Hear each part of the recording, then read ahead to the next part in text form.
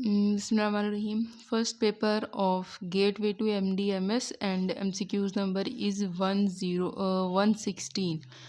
First heart sound is produced in which phase of cardiac cycle? Filling phase, isovolumetric contraction, ejection, isovolumetric relaxation. तो इसमें जो first heart sound produce होती है आइसोवोलेमेट्रिक contraction में होगी। First heart produce होगी। It is important to read summary of the cardiac cycle. तो उसमें आपने first second third heart sound का पता होना चाहिए। आइसोवोलेमेट्रिक कॉन्ट्रैक्शन में कौन सी होती है, आइसोवोलेमेट्रिक रिलैक्सेशन में कौन सी होती है, इस तरह से। इसके बाद है cuboidal cells contain which of the following. Cuboidal cells में लार्ज सेंट्रल न्यूक्लियस होता है, लिपिड ड्रॉपलेट्स हैं, एक्सटेंसिव स्मूथ एंडोप्लाज्मिक रेटिकुलम है, पेरिफेरल रॉड शेप्ड माइटोकॉन्ड्रिया। तो जो क्यूबाइडल सेल्स होते हैं उसके अंदर क्या चीज़ होता है, लार्ज सेंट्रल न्यूक्लियस होता है। इसके बाद है एपिथेलियम की टाइप्स और इनके अंदर क्या क्या एग्जांपल्स हैं और किसके अंदर कौन सी एपिथेलियम प्रेजेंट होती है। तो एपिथेलियम कैरेक्टरिस्टिक्स, लिक्वेशन और फंक्शंस। एपिथेलियम में है सिंपल सिक्वेमस। सिंपल सिक्वेमस के अंदर one layer of flattened cells होंगे। सिंपल के अंदर फ्लैट सेल्स होंगे। Location air sacs of lungs, lining of heart, blood vessels, lymph vessels, इन सारी जगहों में सिंपल सिक्वेमस एपिथेलियम होगी। और ये क्या फंक्शन करती है, allows material to pass through by diffusion and filtration, secretes lubricating substances. Lubricating substances को सीक्रेट करिए और डिफ्यूजन और फिल्ट्रेशन के थ्रू वो जो पार्टिकल्स होते हैं उनको पास करिए। सिंपल सिक्वेमस एपिथेलियम कहाँ प्रेजेंट है, लंग्स की एयर सैक्स में और heart, blood vessels, lymph vessels की जो लाइनिंग्स होती है उनके अंदर सिंपल सिक्वेमस एपिथेलियम प्रेजेंट होती है। फिर इसके बाद आते हैं सिंपल क्यूबाइडल। सिंपल क्यूबाइडल जो होती है one layer of cube shaped sales होते हैं with large nuclei.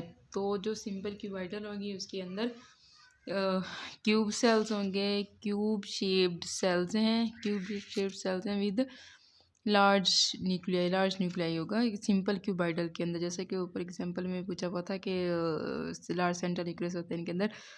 Simple cuboidal कहाँ प्रेजेंट होते हैं, in duct, secretory portions of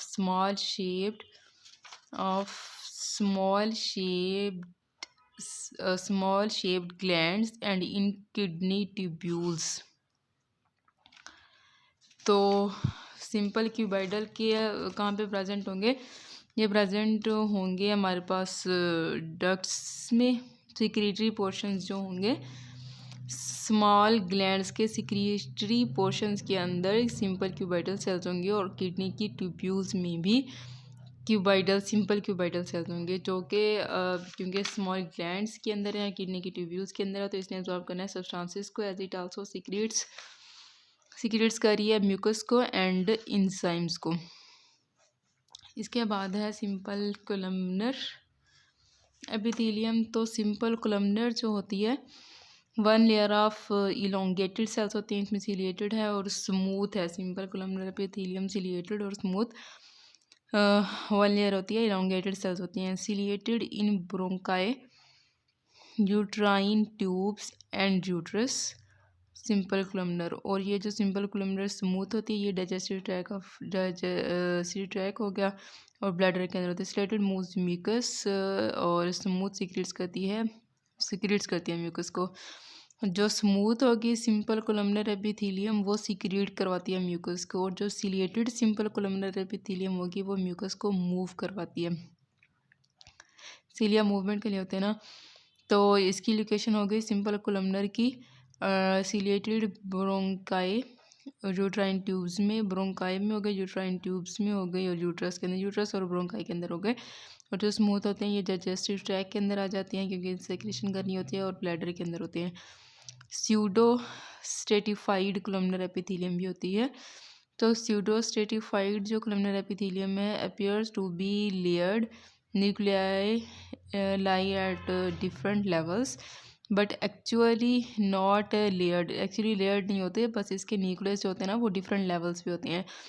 ciliated tissue में lines the trachea and much of the upper respiratory tract में स्यूडोस्ट्रेटिफाइड एपिथेलियम होगी। Ciliated moves mucus और smooth secrete कर रही होती हैं। Stratified squamous epithelium many layer cells flattened at surface, many layers make it tough and protective epithelium. तो stratified squamous की बहुत सारी लेयर्स होती हैं। नाइस द इसोफेगस और माउथ एंड विजाइना, तो इनको ये लाइंस करी होती हैं। स्ट्रेटिफाइड स्क्वेमस एपिथेलियम प्रोटेक्ट करती है अगेंस्ट एब्रेशन। इसके बाद आ जाती है transitional epithelium. Transitional epithelium when tissue stretches and layers become fewer, तो ट्रांजिशनल एपिथेलियम हो जाती है। ट्रांजिशनल एपिथेलियम जो है ये लाइंस करती है यूरिटर्स को, ब्लैडर को और पार्ट्स ऑफ यूरिथ्रा को। और इसका है जी stretches to adjust to volume changes. Stratified cuboidal layers of cube shaped cells, sweat glands, salary glands, memory glands, इन सब के अंदर स्ट्रेटिफाइड क्यूबाइडल एपिथेलियम होती है और प्रोटेक्ट करती है प्रोटेक्टिव टिश्यू के लिए स्ट्रेटिफाइड क्यूबाइडल। इसके बाद आ जाती हैं which of the following is use to ensure safety of any drug. Safety of any drug के लिए क्या यूज होता है? Efficacy, therapeutic index, placebo, sublingual use.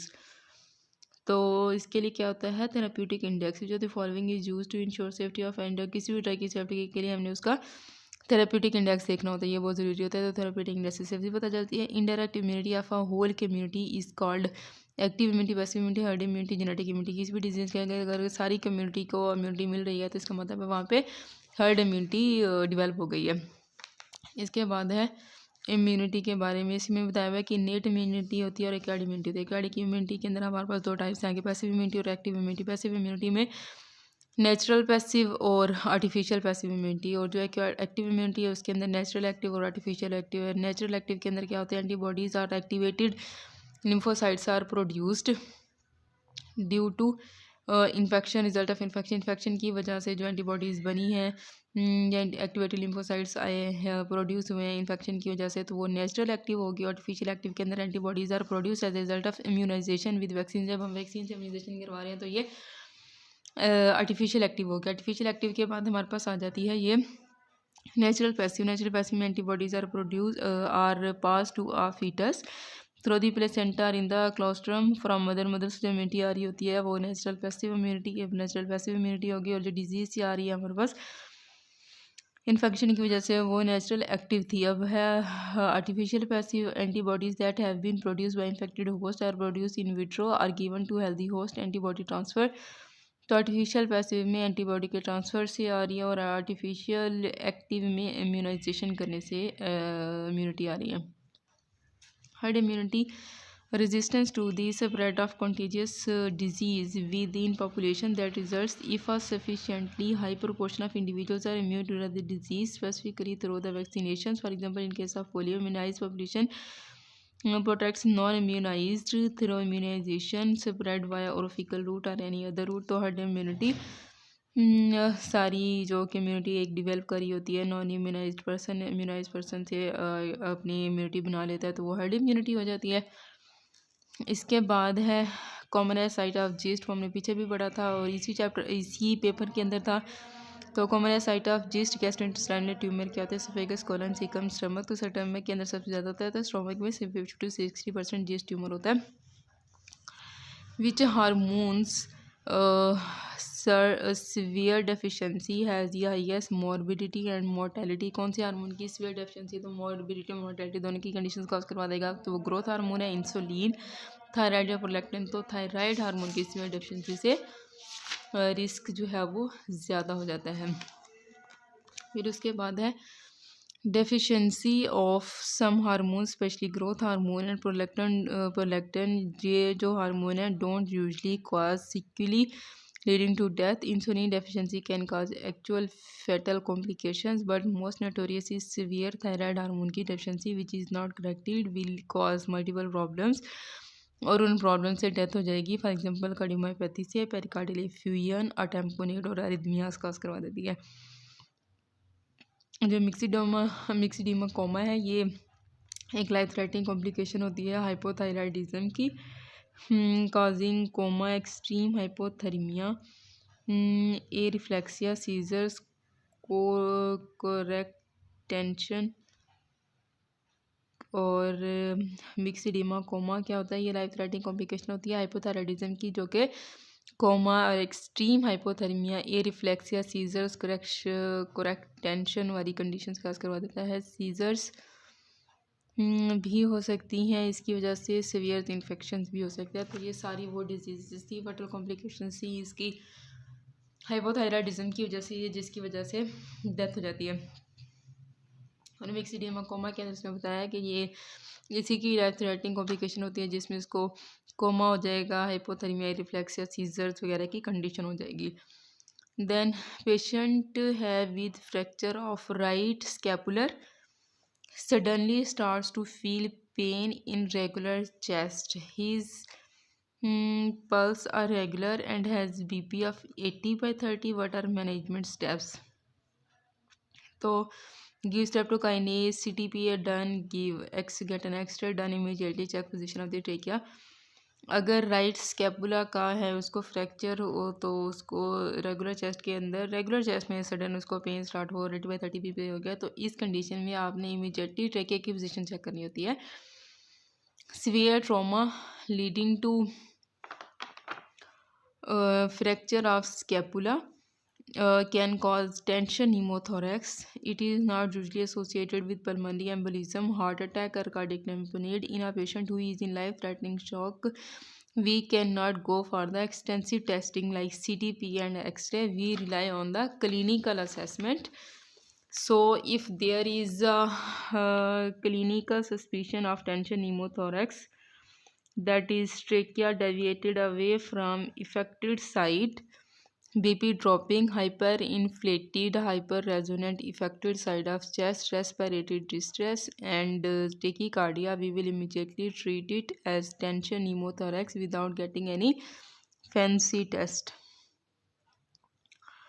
तो इसके बाद है जी tension pneumothorax. Tension pneumothorax surgical emergency. ये एक सर्जिकल इमरजेंसी होती है. एयर एंटर्स करते हैं प्लूरल कैविटी में, does not come out, collapsing affected sides lungs. तो shifting and compressing the heart to the opposite side, usually trauma. तो ये कॉजेज क्या हैं? Usually trauma, penetrating, sometimes rupture of the emphysematous bulla, sign symptoms shock, dyspnoea, acute chest pain होगा, central cyanosis, right sided heart failure होगा, और trachea shifting to the opposite side.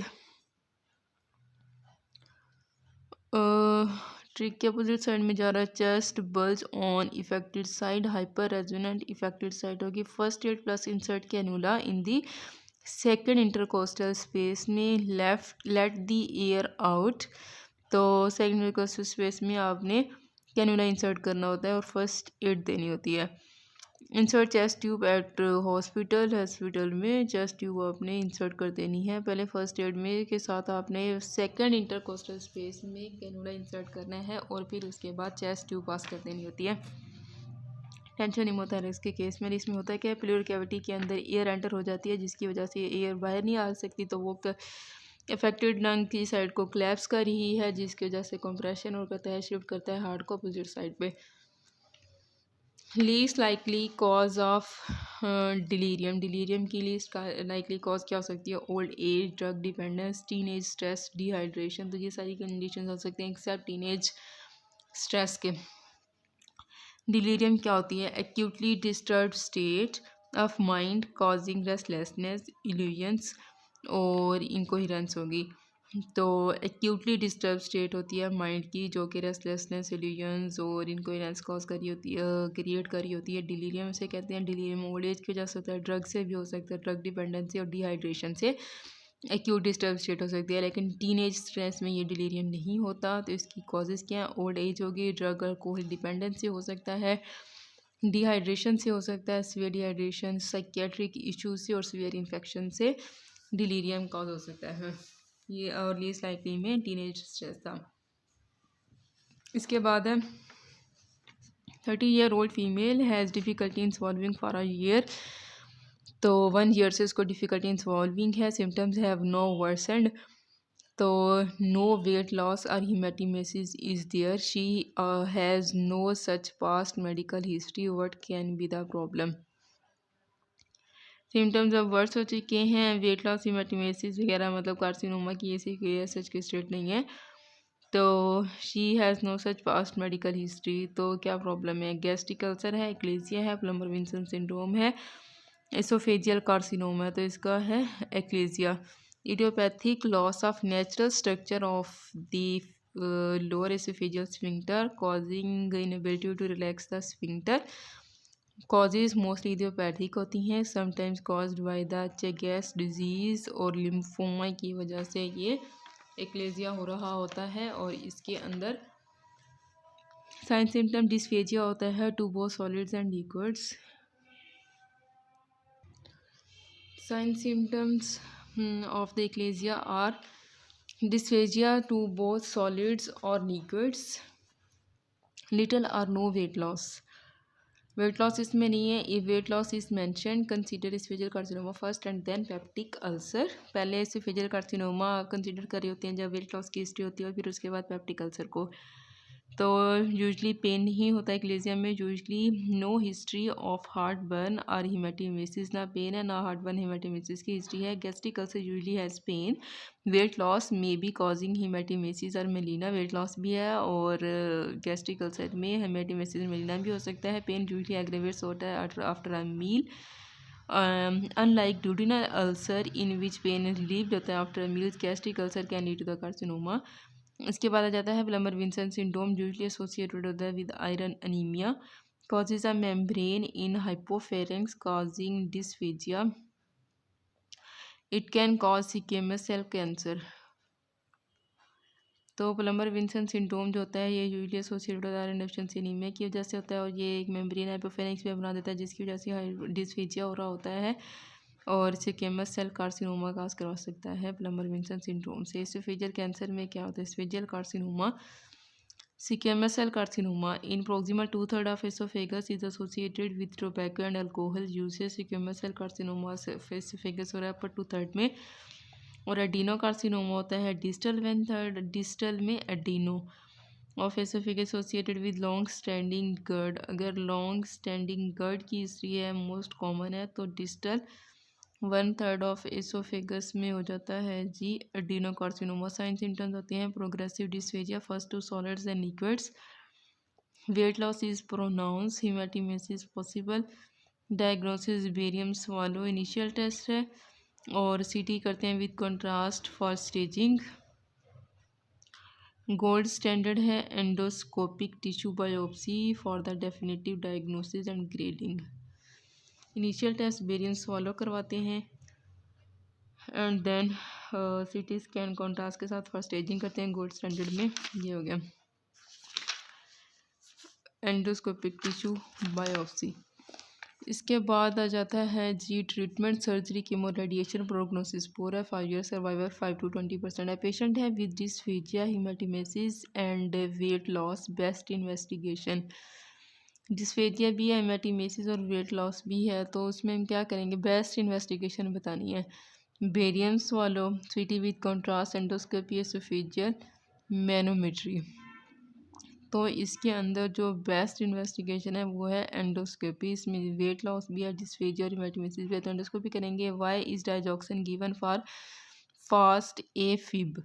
Fast A fibrillation जिस तरह है उसके अंदर हम डायजॉक्सिन क्यों देते हैं? टेलिट्स मैकेनिज्म इन दिस केस। तो डायजॉक्सिन फास्ट ए फिब्रिलेशन में स्टिमुलेशन करता है वेगस नर्व की, इनहिबिट्स द एवी नोड, और एवी नोड की इनहिबिट कर देता है वेगस नर्व के through डायजॉक्सिन। inhibits vagus nerve, stimulates the AV node, stimulates vagus, inhibits Purkinje system, blocks conduction system of the heart. तो डाइजॉक्सन से क्या होता है, डाइजॉक्सन की stimulation of vagus nerve inhibits कर देती है एवी नोड को, stimulation of vagus nerve inhibits AV node, digoxin digitalis cardiac glycoside mechanism of action.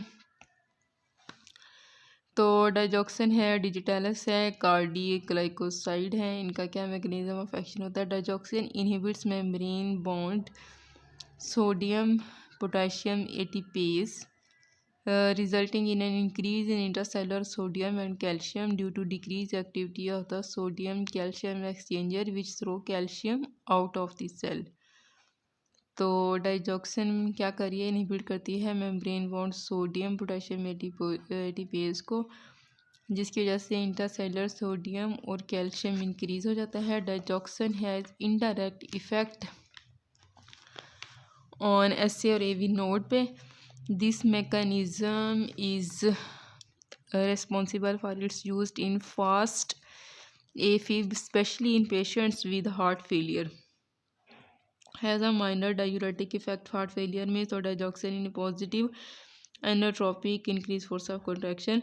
तो ये डाइजॉक्सिन जो है ना, ये पॉजिटिव एनोट्रोप है। नेगेटिव क्रोनोट्रोप के तौर पर डिक्रीज करता है rate of contraction, negative dromotrope decrease spread of conduction in the AV node. Indications digoxin की कंजेस्टिव हार्ट फेलियर में, री एंट्री सुप्रावेंट्रिकुलर टैकीकार्डिया में, ventricular rate control in fast afib और ए फ्लटर। कॉन्ट्राइंडिकेशन है ventricular fibrillation में, digoxin toxicity में। Considerations हैं pregnancy class C और renal failure patient. Side effects हैं fatigue, headache, blur vision, yellow और green vision हो जाएगी और सीजर्स होंगे। डाइजॉक्सिन टॉक्सिसिटी के सिम्टम्स होते हैं जीआईटी में नोजिया, वोमिटिंग, डायरिया, सीएनएस के अंदर हेलुसिनेशंस हो रही हैं, कन्फ्यूजन और सीजर्स, आई के अंदर ब्लर विजन, येलो ग्रीन और कार्डियक में अरिथमियास काज करवा देती है डाइजॉक्सिन की टॉक्सिसिटी। डाइजॉक्सिन की जी फाइंडिंग्स में bradycardia, any kind of arrhythmias can be there but paroxysmal atrial tachycardia is the most common. Paroxysmal atrial tachycardia most common है। VD can be there, ventricular tachycardia, hyperkalaemia, reverse tick sign, high serum digoxin levels 2 nanogram per ml और greater are toxic. Reverse tick sign ऊपर था, reverse tick sign of digoxin toxicity is important to remember. तो treatment,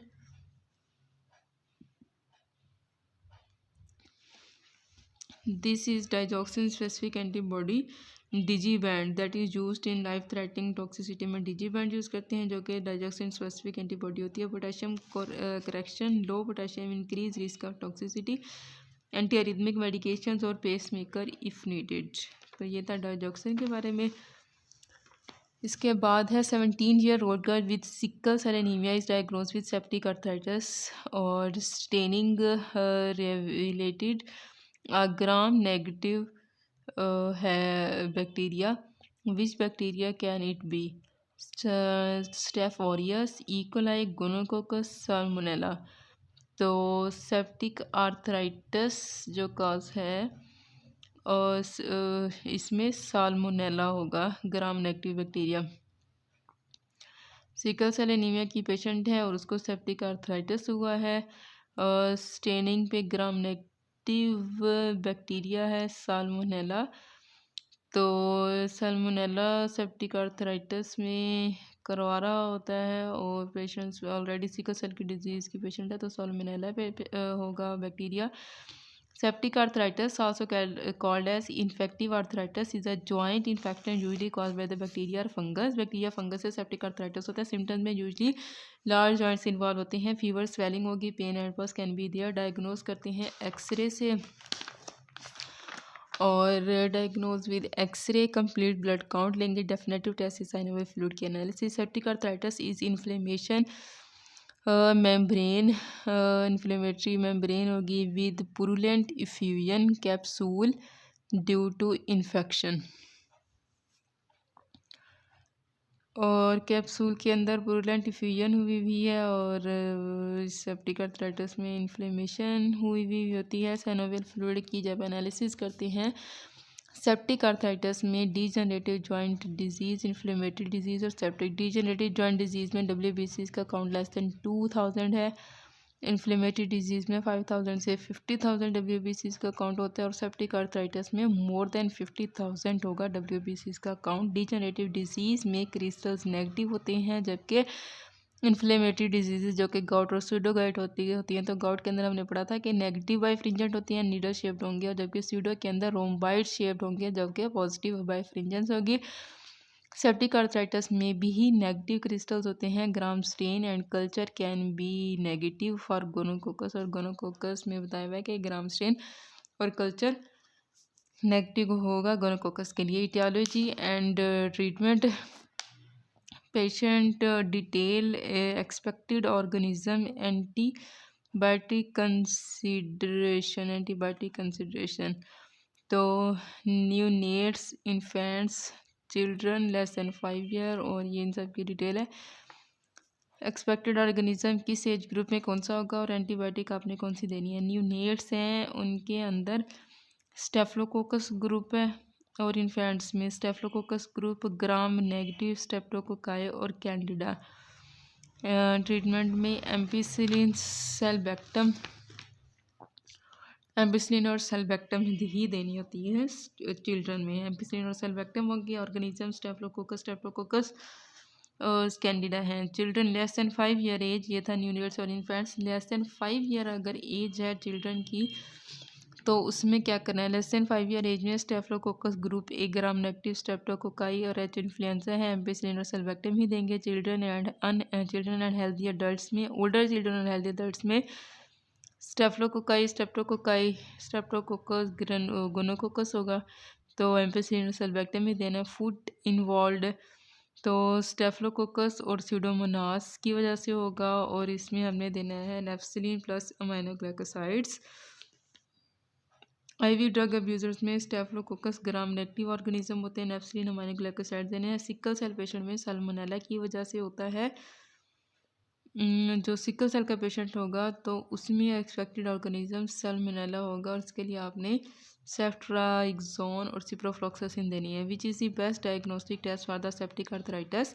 तो बीच हमने पढ़ा था कि जॉइंट फ्लूइड की एनालिसिस करना और कल्चर करना। MCQs दिए हुए xray affected joint CBC, joint fluid analysis and culture PCR। तो बेस्ट इसका जो ट्रीटमेंट था डायग्नोसिस के लिए, वो आपने जॉइंट फ्लूइड की एनालिसिस करनी है। इसके बाद आ जाता है diagnostic for the rheumatoid arthritis patient. Diagnostic for rheumatoid arthritis patient, उसमें क्या होगा। रूमेटॉइड में रेस CRP और ESR या ESR होगा। Joint erosions on xray RA positive और anti cyclic citrullinated peptide morning stiffness, तो NTCCP RA पॉजिटिव होगा रूमेटॉइड आर्थराइटिस में, और NTCCP जो होता है साइक्लिक सिट्रुलिनेटेड पेप्टाइड NTCCP होगा। Diagnostic test for the rheumatoid arthritis. Rheumatoid arthritis के बारे में देख लेते हैं क्या चीज़ है। ये है जी rheumatoid arthritis multi systemic system को इन्वॉल्व करने होती है। Chronic inflammatory disease causing inflammatory synovitis. Rheumatoid arthritis की symmetrical distribution, males are affected 3 times more than females. Males ज़्यादा अफेक्टेड होते हैं रूमेटॉइड आर्थराइटिस से। और इसकी पैथोजेनेसिस में क्या बताया हुआ है जी, ऑटोइम्यून डिजीज़ है, प्रीडोमिनेंट है सेल इसके अंदर T lymphocytes, so AIDS prevent have rare incidence।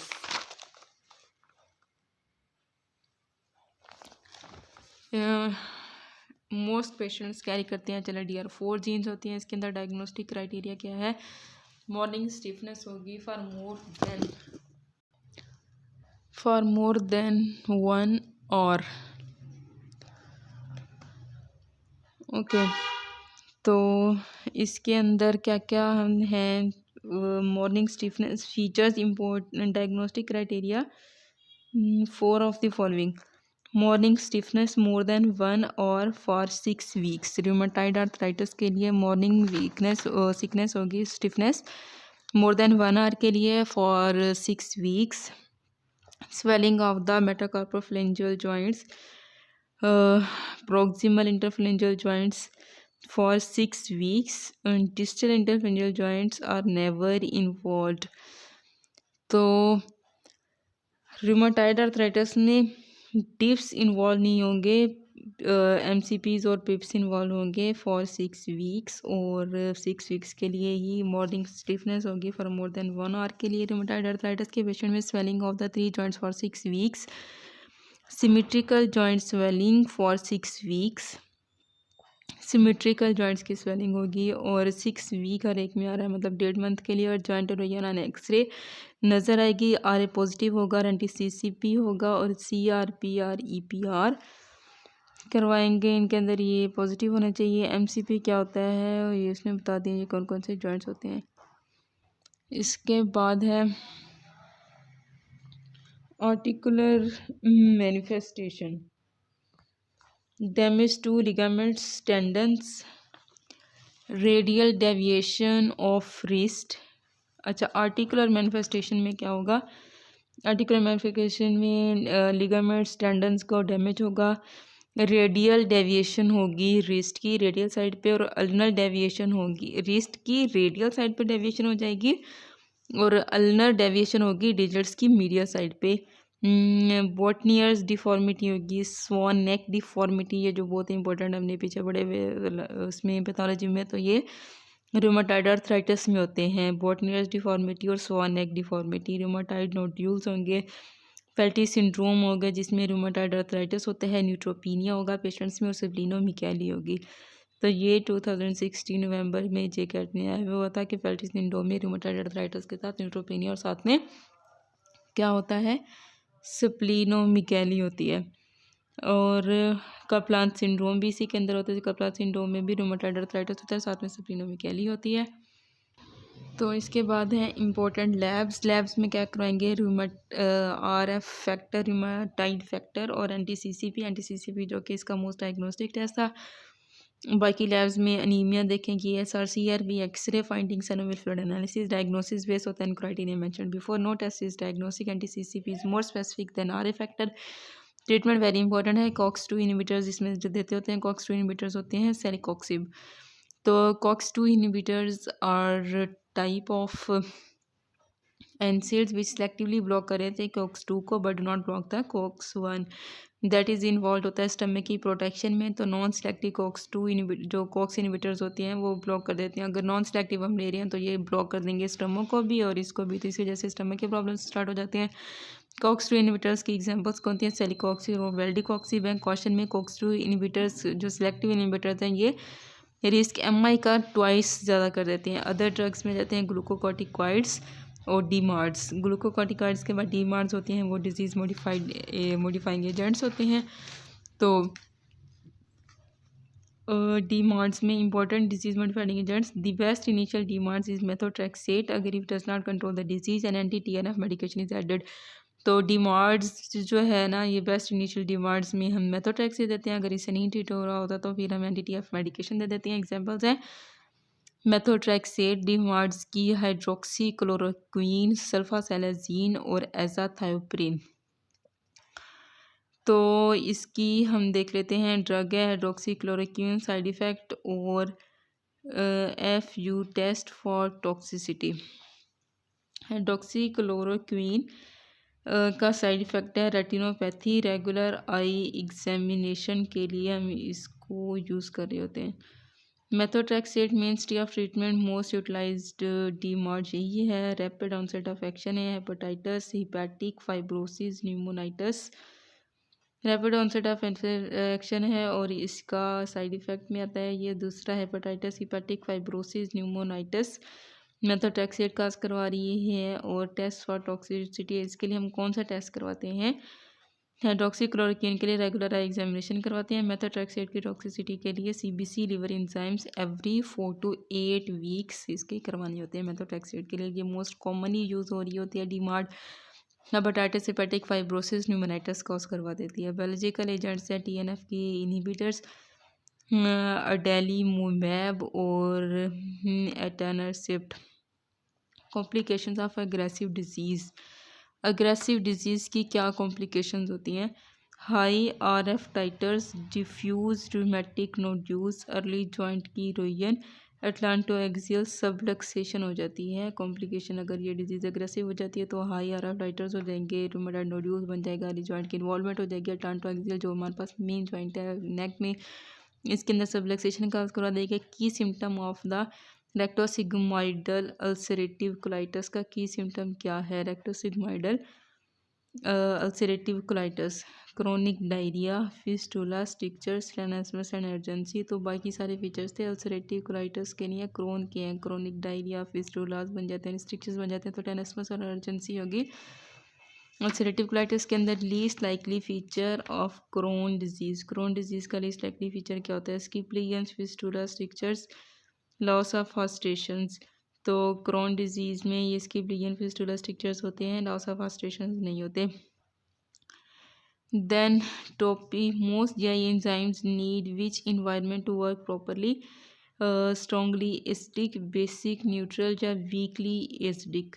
तो मोस्ट ऑफ दी जो GI enzymes होते हैं उनके लिए इन्वायरमेंट प्रॉपरली वर्क करने के लिए बेसिक इन्वायरमेंट बेस्ट होता है। enzymes are important to know Kaplan 1 first aid and Kaplan की physiological book have good enough material.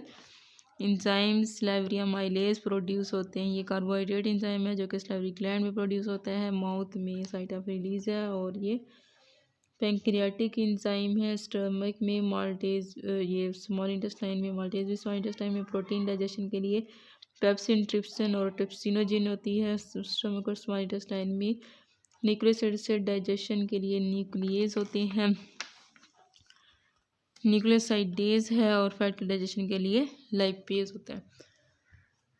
इसके बाद आ जाते हैं पेशेंट विद सिमेट्रिकल पोलीआर्थराइटिस है, having swelling of the metacarpophalangeal joint, proximal interphalangeal joint, distal interphalangeal joints are spared. तो वो हमने rheumatoid arthritis में पढ़ा था। हरारे फैक्टर वाज नॉर्मल, जो रोमेटॉइड आर्थराइटिस फैक्टर है ये नॉर्मल है। बट इसी नेक्स्ट स्टेप वेस्ट इन्वेस्टिगेशन में क्या करवाएंगे? ESR ERP एंटीसीसीपी। तो हमारे पास क्या था? एंटीसीसीपी था most specific. Which among the following is not a type of paralytic polio? Paralytic polio की क्या क्या टाइप्स हैं?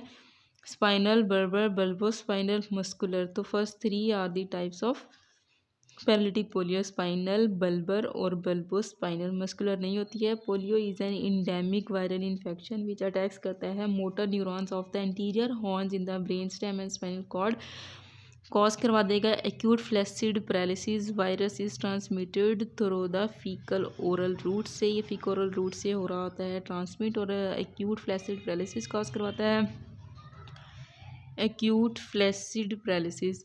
टाइप्स ऑफ पोलियोमाइलाइटिस, पोलियोमाइलाइटिस की क्या टाइप्स हैं? सब clinical infection, non paralytic infection और पैरालिटिक। पैरालिटिक में हमने पीछे पढ़ी है स्पाइनल, बर्बर, बर्बो स्पाइनल। सब क्लिनिकल इन्फेक्शन में जनरल सिम्टम्स में मेलेस होगी, नीड ए फीवर और सोर थ्रोट होते हैं। नॉन पैरालिटिक के अंदर है some symptoms like subclinical but में reach some more symptomatic stage, more aseptic meningitis. Symptoms are stiffness in neck, back and legs, increase abnormal sensations, recovers in 2 to 10 days of symptoms. फिर आ जाता है paralytic type, इसमें in 1% cases virus enters CNS causing acute flaccid paralysis, classified as spinal, bulbar spinal और bulbar. तो spinal के अंदर asymmetric paralysis often involving legs, bulbar में weakness of the muscles innervated by the cervical nerves, और bulbar spinal में combination of both.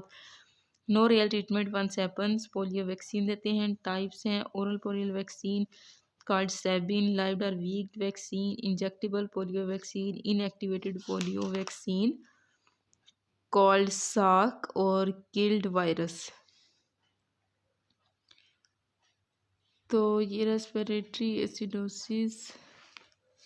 इसके बाद है patient of chronic renal failure has following ABGs, और osmotic loop diuretic thiazides